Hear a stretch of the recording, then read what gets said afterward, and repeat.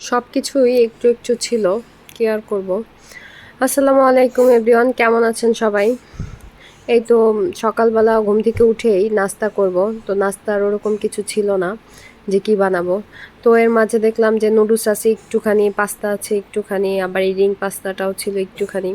তো এই জন্য কী আর করবো, যে সব কিছুই একটু একটু, তাহলে এই তিনটা মিলিয়েই আমি রান্না করি। তো সেইটাই আর কি আপনাদের সাথে শেয়ার করতেছি। হয়তো অনেকে বলবেন যে নুডলস রান্না তো সবাই জানে, হ্যাঁ সবাই জানে, কিন্তু তারপরও হয় কি, আমরা যারা অনলাইনে কাজ করি আমরা একজন আরেকজনের সাথে সব কিছুই শেয়ার করি।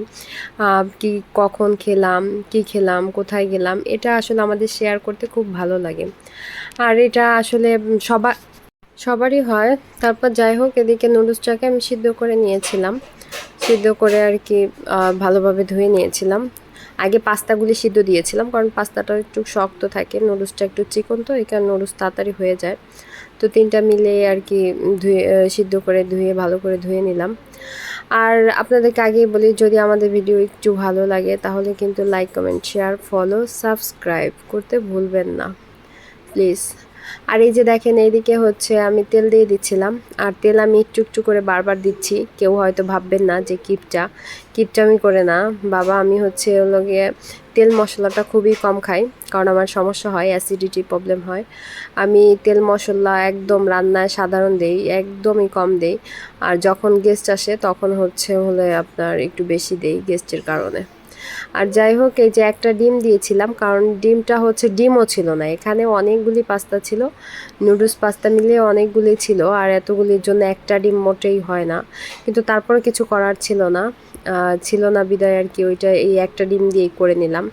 আর এটা খুবই সিম্পলভাবে রান্না করলাম, আর সেজন্যই আপনাদের সাথে শেয়ার করলাম যে আপনারা অনেক সময় এরকম হলে 2-3 পদের মিলিয়ে হয়ে যায়, সুন্দর হয়ে যায়। আর খেতেও না বেশ ভালো লাগছে, অনেক ভালো লাগছে যে এত সিম্পলভাবে একটা ডিম, মানে একটুখানি পেঁয়াজ একটুখানি মরিচ দিয়ে, মানে খুবই ভালো লাগছে খেতে।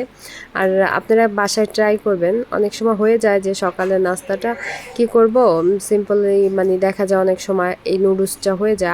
আমার বাসায় বেশিরভাগ সময়ই দেখা যায় নুডলস সকালে করা হয়, কারণ আমার ছেলেমেয়েরা প্রচুর পছন্দ করে নুডলস, আর তাদের জন্যই হচ্ছে নুডলসটা করা হয়।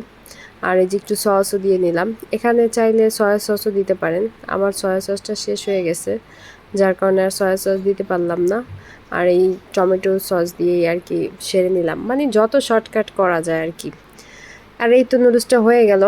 তারপরে সেই কড়াইয়ের মধ্যে থেকে আমি আসলে খাচ্ছিলাম, আর ছেলেকে হচ্ছে প্লেটে বেড়ে দিছি। ছেলে বলে আমি কড়াইতে খাবো না, এজন্য ছেলেকে প্লেটে বাইরে দিলাম, ছেলে এখান থেকে নিয়ে খাচ্ছিল। আর যাই হোক, ভালো থাকবেন, আমাদের জন্য দোয়া করবেন। আল্লাহ হাফেজ।